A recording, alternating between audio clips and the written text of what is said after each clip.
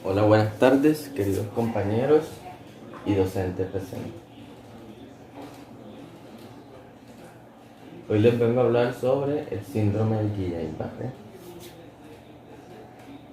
La tabla de contenido que se va a llevar a cabo en el día de hoy es la neurona, qué es el síndrome de Guillain-Barré, los tipos de síndrome, la etiología, fisiopatología, manifestaciones clínicas, variaciones, diagnóstico, ayuda diagnóstica, tratamiento médico, tratamiento fisioterapéutico, diagnóstico clínico y su bibliografía. Para iniciar, quise recordar qué es el síndrome, qué es la neurona. Sabiendo que la neurona es una célula que pertenece al sistema nervioso central, cuyo rasgo de diferencia entre otras células es su capacidad de excitabilidad, lo cual permite no solamente la recepción de estímulos, sino la conducción de impulsos nerviosos a neuronas u órganos. Entonces, ¿qué quiere decir? Que la neurona, al ser una célula que pertenece al sistema nervioso, cuya capacidad es su capacidad de excitación, su capacidad excitatoria, permite la recepción de estímulos sensitivos para la conducción de impulsos nerviosos entre neuronas o partes del cuerpo para generar un movimiento o alguna información. Entonces,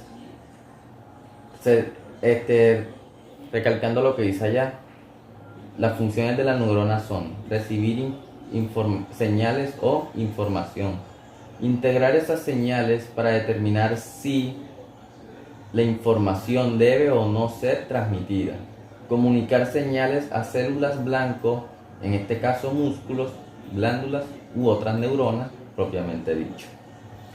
Como toda parte de nuestro cuerpo, la neurona posee unas estructuras. Esas estructuras son un cuerpo celular llamado soma, un núcleo, unas extensiones ramificadas cortas conocidas como las dendritas y extensiones separadas más largas que las dendritas conocidas como el axón. En este caso, aquí tenemos una neurona. Aquí encontramos el cuerpo celular, en este caso el soma. Dentro de ese soma encontramos el núcleo, las dendritas y el axón, que comprende toda esta parte hasta llegar a la ramificación más larga, que es el axón y el terminal del axón. La función de las dendritas y los terminales del axón es comunicarse entre otras neuronas o partes del organismo. Entonces, el axón comprende otras estructuras que son el nodo de Ranvier, la mielina, que es una capa que protege al axón, y las células de Schwann. Cada una de estas estructuras tiene una función, que es una función en sí, que es transportar la información de manera saltatoria a otras neuronas para que la información viaje más rápido. Entonces, teniendo en cuenta esto, vamos a explicar qué es el síndrome de Guillain-Barré. Entonces, el síndrome de Guillain-Barré es una polirradiculoneuritis aguda mediada por una enfermedad autoinmune que se desencadena por infecciones virales o bacterianas. En este caso, ¿qué es una polirradiculoneuritis? Es una inflamación de los nervios y no solamente afecta a un nervio, sino a varios nervios. En este caso, hay una inflamación o una desmielinización en los nervios periféricos. Es aguda porque ocurre en menos de 14 días. Desencadenada es una enfermedad autoinmune, desencadenada por infecciones virales. En este caso, más adelante se explica todo este proceso en la fisiopatología, pero hay que tener en cuenta que se da por varios mecanismos. Mecanismo idiopático y mecanismo de la teoría de mimetismo molecular. La característica de Guillain-Barré es que es una debilidad simétrica. O sea, esta debilidad se expresa en miembro inferior, que su avance es de manera progresiva. O sea que va de miembro inferior, empieza a avanzar, tiene un avance de distal a proximal, o sea que comprende miembro inferior, miembro superior, hasta llegar al músculo, a los pulmones, en este caso, el músculo diafragmático. Afecta la musculatura con pérdida de reflejos y pérdida de sensibilidad. La refleja puede ser hipoarreflexia o arreflexia. Y la pérdida de sensibilidad es que ese paciente no va a sentir las sensaciones de dolor, las sensaciones de tostura y las sensaciones térmicas, por lo que va a expresar sensaciones de parestesia y disestesia. Entonces, aquí encontramos unos tipos. Encontramos la polineuropatía sensitiva motora desmielinizante aguda, la neuropatía motora axonal aguda, la neuropatía sensitivo-motora axonal aguda y el síndrome de Miller-Fisher.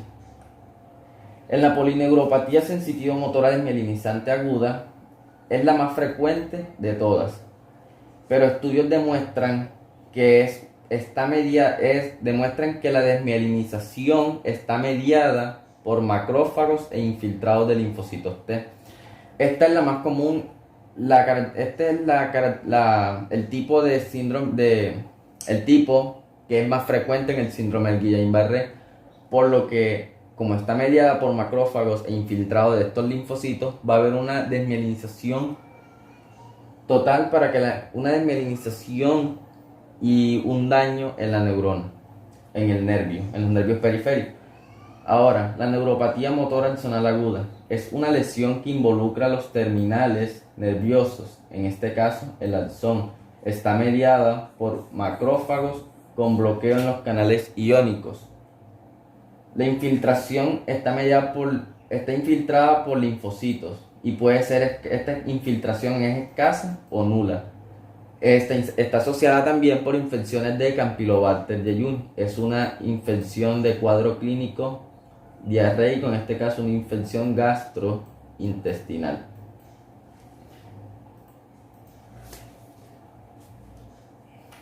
La neuropatía sensitivo-motora. Se observa una lesión severa en los axones sensitivos y motores. Está con escaso infiltrado linfocitario, pero no presenta desmielinización.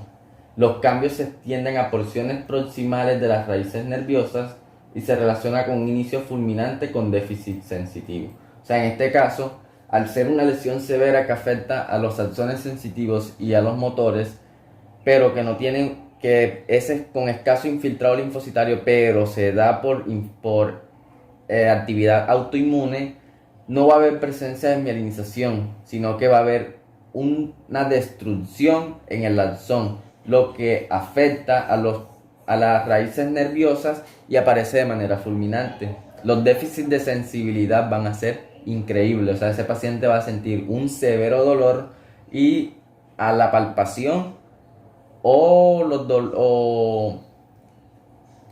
va a sentir un severo dolor a la palpación y las sensaciones de hormigueo, de cosquilleo va a ser increíble. Encontramos el síndrome de Miller-Fisher, que se desencadena por cepas del Campylobacter jejuni, con presencia de anticuerpos de inmunoglobulina G. Esta inmunoglobulina G es de memoria. Para gangliosidos GQ1, en este caso los anticuerpos, esta que se elaboró, va a reconocer a las estructuras de los nervios como algo anormal, entonces empiezan a destruirlo. Estos son los tipos del síndrome de Guillain-Barré. Para recordar, ¿qué es el síndrome de Guillain-Barré? Es una afección caracterizada por debilidad muscular y pérdida de sensibilidad. El sistema inmunitario ataca a los nervios periféricos, que controlan los movimientos musculares y transmiten sensaciones de dolor térmicas y tácticas. Por este caso, Los síntomas que presenta ese paciente son debilidad, como ya lo he dicho anteriormente, que se extiende de brazos, de miembro inferior, brazo a cara, por lo que su avance es su progresión es de distal a proximal. En casos severos hay un compromiso respiratorio, por lo que puede ser potencialmente mortal. Entre un 3 y un 5% de estos pacientes mueren. Y las causas, más adelante las diré, pero para adelantarme, son a causa de infecciones bacterianas o virales que se desencadenan por vacunas, intervenciones quirúrgicas y la infección del Zika, que es otro posible desencadenante. El tratamiento, más adelante se explica, y esto ocurre más que todo en adultos hombres mayores de 30 a 60 años. Aquí en esta imagen observamos una neurona completamente sana y una neurona que está afectada, que está con daños estructurales, en este caso en la mielina. La información que viaja en esta neurona va a ser completamente rápida, va a ser rápida, por lo que no hay un daño. Pero esta información, como hay un daño en la vaina de mielina o en el axón, hay una desmielinización. En este caso, miren que no se encuentra en un solo lado, sino que la desmielinización se encuentra en diferentes puntos. Es una desmielinización multifocal. La información va a ser mucho más lenta. Esa velocidad de conducción de ese impulso nervioso va a ser lento, por lo que la capacidad de respuesta va a generar sensaciones, en este caso, de debilidad muscular y pérdida de sensibilidad. La etiología. Encontramos que las causas que desencadenan un síndrome del Guillain-Barré no son atribuibles, pero cada persona puede generar. Las causas no son exactas, pero hay factores que atribuyen a que se desencadene un síndrome de Guillain-Barré en cada persona. Eso depende, porque las causas pueden ser infecciosas, por cirugía, anestesia y trauma, o por vacunas. En este caso, las infecciosas son las más frecuentes, porque ocurre frecuentemente días a semanas después de que ocurra un cuadro infeccioso, ya sea de infección respiratoria o infección gastrointestinal.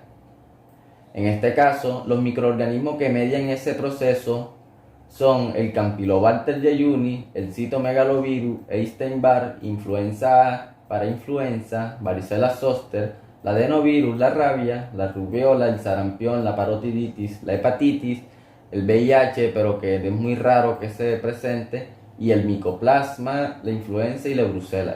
Pero otro desencadenante es el virus del Zika. En la causa de cirugía, anestesia y trauma es porque está mediada por un proceso también infeccioso a causa de estos microorganismos que se presentan en estos procesos, ya sea por un proceso quirúrgico, un proceso de anestesia y un proceso de trauma, un accidente de tránsito que cause un traumatismo muy severo. La fisiopatología se clasifica en 4 grupos desde un punto de vista fisiopatológico, teniendo en cuenta los diferentes tipos. Encontramos la polineuropatía sensitivo-motora desmielinizante, la neuropatía motor axonal aguda, la neuropatía sensitivo-motor axonal aguda y el síndrome de Miller-Fisher. La fisiopatología de la polineuropatía sensitivo-motora desmielinizante está mediada de la siguiente manera. El sistema inmunológico ataca y destruye la vaina de mielina y a los axones. Hay una destrucción en la vaina de mielina y en los axones, lo que causa imposibilidad de enviar señales de forma eficaz al cerebro, por lo que los músculos pierden su capacidad de respuestas a las órdenes que emite el cerebro, causando así que el cerebro recibe menos señales sensoriales que causa incapacidad de sentir textura, calor y dolor, por lo que el cerebro puede recibir señales inapropiadas, y estas señales que emite ese cerebro, esa respuesta, ese impulso nervioso que genera, es señales de cosquilleo y sensaciones de dolor o también debilidad. Ahora para explicar ese proceso traje esta imagen, pero con respecto al virus Zika. En este caso el virus Zika ingresa a nuestro organismo. La célula presentadora de antígeno, en este caso el macrófago, envuelve esta estructura a este microorganismo y lo presenta a las células linfocitarias, la célula T y la célula B. La célula B, por un proceso, elabora a la célula plasmática. En este caso elabora un plasmocito B que va a liberar anticuerpos antigangliosidos, inmunoglobulina, que van a hacer un infiltrado en las vainas de mielina y en el axón y empiezan a destruirla. Como observamos acá, empieza esa desmielinización que está mediada por la inmunoglobulina de anticuerpos antigangliosidos. Ahora, esta fisiopatología ocurre en el sistema nervioso periférico, pero que penetran a las membranas de las células de Schwann. En este caso, hay una desmielinización multifocal, o sea, como la imagen que les mostré anteriormente, ocurre en diferentes partes de la neurona o en diferentes estructuras nerviosas, por lo que genera una degeneración axonal con desmielinización extensa. Y esa desmielinización extensa se encuentra en diferentes focos, por lo que está mediado por un infiltrado por linfocitos T que empiezan a desmielinizar a los axones sensitivos y motores. Y esta desmielinización penetra a la membrana basal de las células de Schwann y empieza un proceso de debilidad muscular en los pacientes, por lo que ese paciente va a tener la incapacidad de caminar. Ahora esta fisiopatología está mediada por una teoría que se llama la teoría del mimetismo molecular, que tiene en cuenta que un microorganismo posee la misma capa lipoproteica que la estructura nerviosa, en este caso la neurona.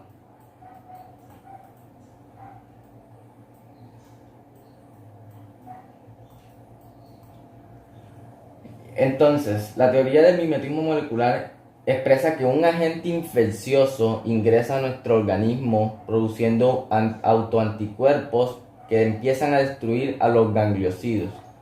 Pero esos autoanticuerpos se elaboran y son la inmunoglobulina anti-GM1, que esta inmunoglobulina anti-GM1 es para el síndrome de Miller-Fisher.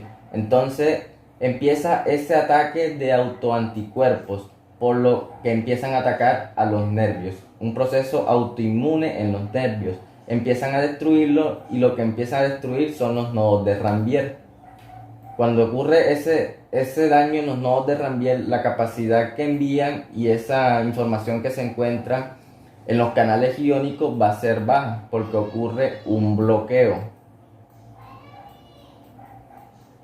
Entonces la información no va a viajar de manera saltatoria, sino que va a ser un poco más lenta.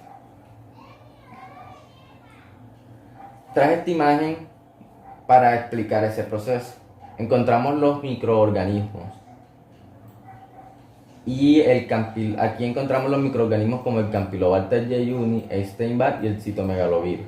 Encontramos que estos microorganismos poseen la misma capa proteica que la neurona.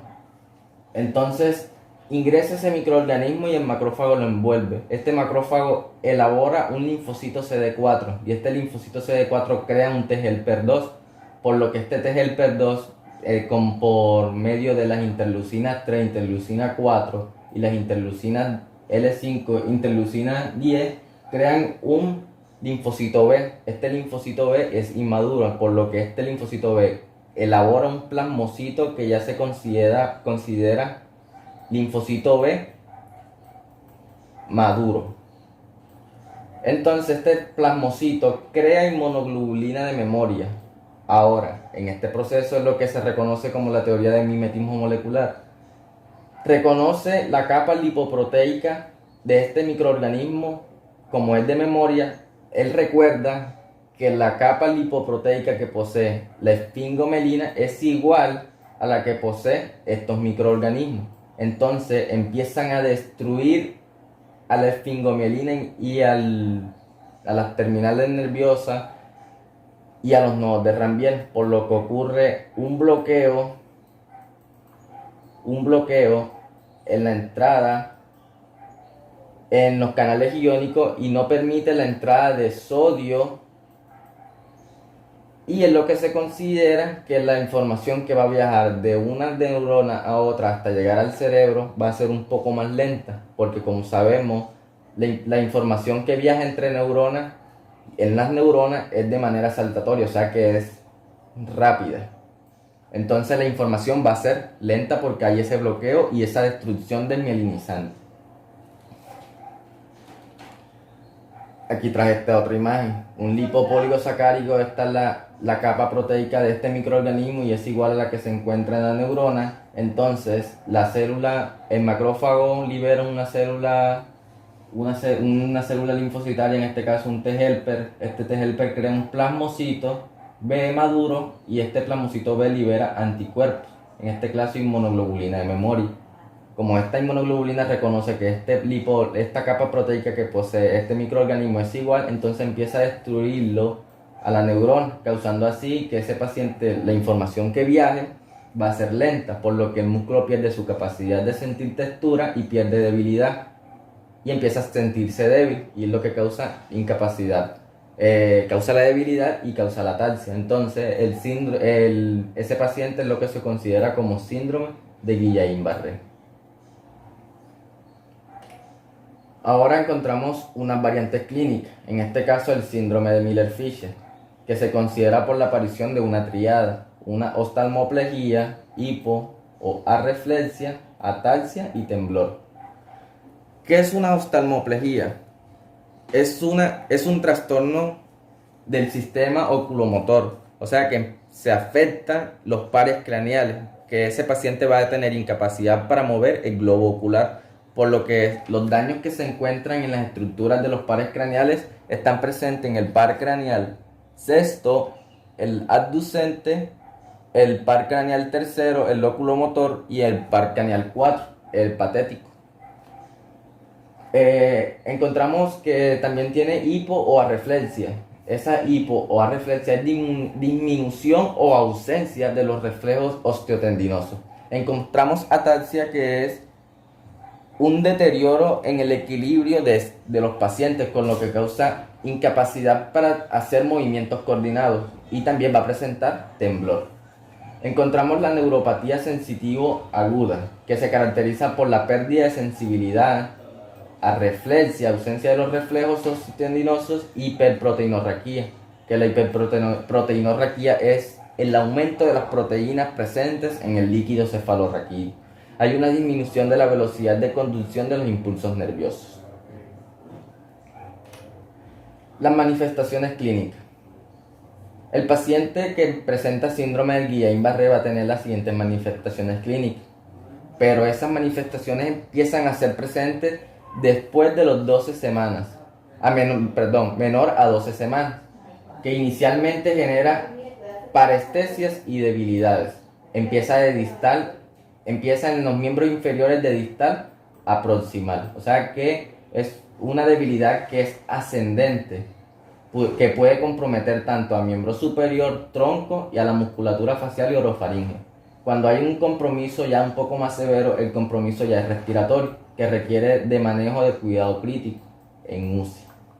El compromiso motor puede ocurrir hasta 2 semanas después de iniciados los síntomas de la infección.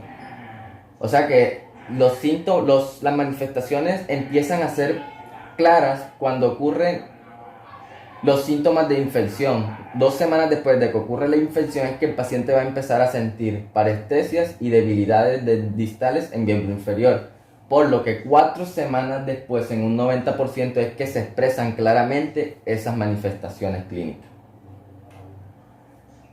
Entre un 50 y un 80% los pacientes presentan dolor, parestesias, disestesias, dolores lumbares, mialgias, artralgias o artralgia. Puede existir también un compromiso de los pares craneales, así como los pares craneales anteriormente mencionados, y aquí ponemos un ejemplo como el séptimo par craneal, que es el par craneal facial, o nervios periféricos entre un 30 y 40% de los casos. El compromiso disautonómico se presenta en un 65% a causa de arritmias, la habilidad de la presión arterial, respuestas hemodinámicas, disfunción pupilar, diafóresis, retención urinaria por compromiso de los esfínteres esternouretrales y disfunciones gastrointestinales. Su aparición coincide con la fase de paresis y mejora posteriormente. La causa de mortalidad son disautonomías y fallas respiratorias. Ahora, ¿por qué afecta al corazón? Porque, como sabemos, el sistema nervioso simpático son nervios mielínicos. Entonces, como en el Guillain-Barré se afectan las vainas de mielina, hay una desmielinización, entonces la información que va a llegar a ese corazón por la estimulación simpática va a ser un poco anormal, por lo que causa que los ritmos sean variables. Por eso se ocurren las arritmias cardíacas. Hay una diafóresis. La diafóresis se considera como una sudoración excesiva. La retención urinaria, porque como hay sensaciones desagradables o hay disestesia o hay compromiso en los dermatomas, que son los que emiten las sensaciones, se van a ver afectados los dermatomas S3, S4 y S5. Entonces ese paciente no va a controlar de manera adecuada los esfínteres y por lo que se va a considerar como disfunción esternouretral o gastrointestinal. Ocasionalmente hay presencia de signos meningios por los compromisos, entonces hay que realizar los test de signos meningios. Las variantes clínicas. Encontramos dos variantes como el síndrome de Miller-Fisher y la neuropatía sensitiva-motor sensitiva aguda, pero hay otras. El síndrome de Miller-Fisher se caracteriza por la triada que les mencioné anteriormente: oftalmoplegia, hipo o arreflexia, ataxia y temblor, pero esta ocasionalmente puede durar días o semanas. La neuropatía sensitiva aguda se caracteriza por la pérdida de sensibilidad, arreflexia y aumento en las proteínas del líquido cefalorraquídeo. Y hay disminución de la velocidad de conducción. El síndrome de Guillain-Barré con encefalopatía cursa con manifestaciones clínicas básicas. O sea, cuando se considera el síndrome de Guillain-Barré con encefalopatía, es porque ese paciente debe tener parestesias y debilidades. Entonces, además de eso, muestra síntomas encefalopáticos o daños en las estructuras del tallo cerebral, en este caso los pares craneales, y estos síntomas son los signos meningios. Aquí encontramos en esta imagen una célula nerviosa buena y una célula nerviosa dañada, y encontramos que este paciente, al presentar la célula nerviosa dañada, el cerebro está emitiendo señales, información errónea, entonces por lo que ese paciente está presentando y temblor. Las células nerviosas ocurren daños de parálisis ascendente. Esa parálisis puede ser simétrica o completamente total, una parálisis total. ¿Qué es el síndrome de Guillain-Barré? Es un trastorno autoinmune que se desconocen las causas exactamente, pero se puede originar a cualquier edad y son más comunes en personas de ambos sexos, entre los 30 y 50 años. Esta se presenta por cuadros de infección, ya sea por infecciones virales como Zika, influenza, enfermedades gastrointestinales, neumonía, herpes, VIH, pero no son muy comunes, son raras, y mononucleosis. Los síntomas que presentan estos pacientes pueden empeorar de manera muy rápida, por lo que puedes sentir debilidad muscular que afecta la cubierta del nervio, en este caso la vaina de mielina, y es lo que se considera como desmielinización, lo que causa que las señales que se emitan son mucho más lentas. Causa parálisis, afecta ambos lados del cuerpo y comienza desde las piernas, o sea, en un avance distal a proximal, y se disemina a los brazos, o en este caso a los pulmones, al músculo pulmonar. Hay pérdida de la función muscular, en este caso ese paciente tiene debilidad muscular, por lo que va a producirse incapacidad para caminar, y hay disminución de los reflejos osteotendinosos o arreflexia. Para emitir un diagnóstico se debe realizar en etapas tempranas de su progresión, por lo que según Asbury se elaboraron criterios de diagnóstico, pero esos criterios son criterios que son necesarios y hay características que avalan firmemente ese diagnóstico y criterios que hacen dudar del diagnóstico o también criterios que excluyen el diagnóstico. Entonces, para determinar el diagnóstico es difícil porque los cuadros de evolución son fácilmente reconocibles. O sea, los síntomas y signos son reconocibles y también están presentes en otras patologías. Por eso es que se elaboró este cuadro. Entonces, para emitir un diagnóstico hay que tener en cuenta los criterios necesarios, que ese paciente tenga debilidad motora progresiva de más de un miembro, arreflexia o hipoarreflexia marcada. Las características que avalan este criterio son las siguientes: que ese paciente tenga progresión a lo largo de días o semanas, o sea, que esa debilidad empiece entre días o semanas, que sea relativamente simétrica, o sea, que empiece, como dice acá, en más de un miembro, y sea simétrica, que aparezca un comienzo de dolor o malestar en una o más de una extremidad, o sea, que ese paciente tenga dolor ya sea en miembro inferior o en los 4 miembros, que tenga compromisos nerviosos craneanos, que la recuperación comience entre 2 a 4 semanas después de tenerse la progresión, y hay ausencia de fiebre al comienzo de la evolución. Termina el foco infeccioso, no hay fiebre presente, entonces el paciente es donde empieza la evolución de todos estos, de esa debilidad y esas parestesias y esos daños de sensibilidad.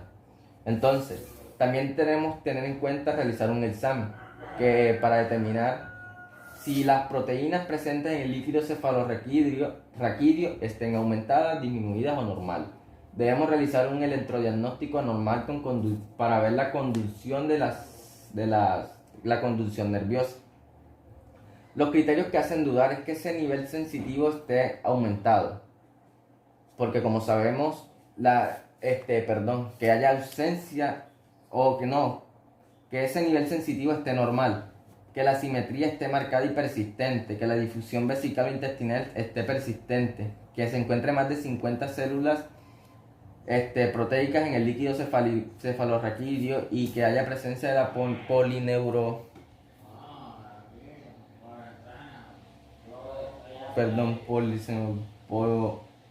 de la polinucleosis en el líquido cefalorraquídeo y que los niveles sensitivos sean agudos. Los criterios que excluyen el diagnóstico esto es como un diagnóstico diferencial, o sea, que hayan tenido diagnósticos de botulismo, miastenia, poliomielitis o neuropatía tóxica.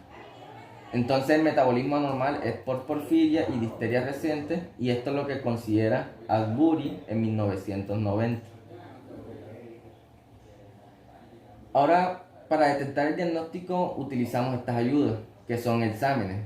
Los siguientes exámenes: hacer una punción raquídea para ver si las proteínas que están presentes en ese líquido cefalorraquídeo estén aumentadas.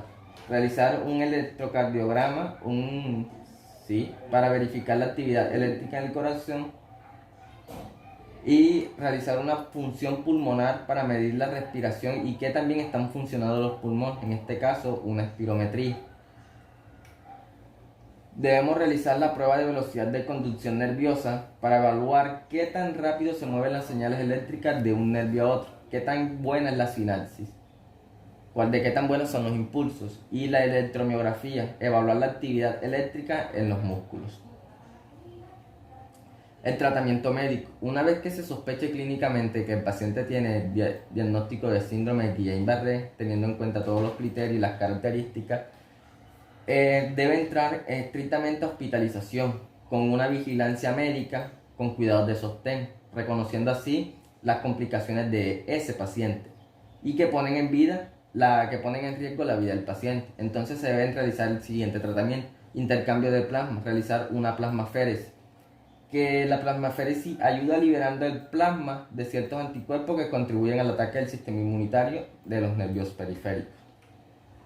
Realizar terapia de inmunoglobulina humana, aplicar dosis altas de inmunoglobulina para bloquear anticuerpos dañinos que pueden contribuir al síndrome de Guillain-Barré.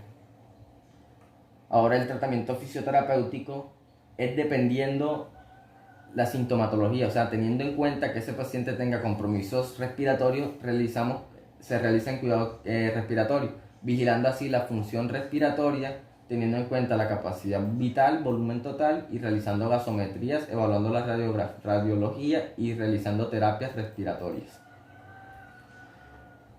Aquí traje los valores normales de una gasometría, tanto en la arteria, el capilar y el venoso. En contando tenemos los valores del pH, del dióxido de carbono, la presión de dióxido de carbono y la presión de oxígeno y el porcentaje de saturación del oxígeno que están presentes en cada una de ellas. El tratamiento fisioterapéutico, neurológico, desde un punto de vista neurológico, teniendo en cuenta los métodos de facilitación neurológica con las técnicas de Kabat, Brustrom, Bobat y Ruth. El ejercicio terapéutico cognoscitivo, el método Perfetti y el método de reaprendizaje motor y entrenamiento motor con la técnica de Cary Shepard. Otras estrategias como aplicar toxina botulínica, realizar terapia de restricción inducida, terapia acuática, equinoterapia, movimiento de tejidos blandos. En este caso, también se puede aplicar la técnica por espejo. Aquí le quise traer un caso clínico. Paciente de 65 años acude al centro asistencial porque presenta fiebre aproximadamente de unos 4 días de un cuadro de infección. Empezaron a administrar antipiréticos y no se le prestó atención. A los 14 días de evolución expresa que tiene debilidad unilateral en miembro inferior, que le dificulta caminar con dolor que aparece cuando lo tocan. Además empieza a sentir dificultad respiratoria. A la estimulación de los reflejos osteotendinosos se observan que están poco excitados,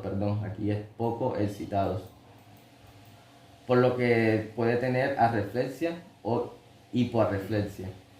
Presenta ataxia y temblor, y a la evaluación de los pares craneales observamos una oftalmoplegia marcada por daños en los pares craneales, el loculomotor en el tercer par craneal, que nos da indicios de que este paciente presenta una variante de síndrome de Guillain-Barré. Este es el caso clínico. Ahora los diagnósticos. El diagnóstico es diferencial porque lo quise hacer con la miastenia gravis, pero hay que tener en cuenta los siguientes signos. La debilidad es progresiva y simétrica en más de una extremidad. Debe haber hipoarreflexia o arreflexia. Debe haber progresión en menos de 4 semanas y la debilidad es simétrica. Ahora, en la miastenia gravis, la acentuación de la apoptosis y debilidad está presente en el recto interno. El paciente no puede elevar los brazos hacia arriba, valga la redundancia, o debilidad objetiva al realizar tareas manuales. El paciente no puede mantener los miembros inferiores elevados por mucho tiempo, por lo que también expresa fatiga después de varios intentos al realizar estas tareas, y hay acentuación de disartria y disfonía. Pero el diagnóstico diferencial se debe tener en cuenta la fisiopatología, teniendo en cuenta que en el síndrome de Guillain-Barré lo que hay es un daño y un compromiso neuronal en los nervios. Entonces, en la miastenia gravis, el compromiso no es en los nervios como tal, sino en la unión neuromuscular. Ese es el diagnóstico diferencial. Referencias bibliográficas con que realicé la presentación. Gracias.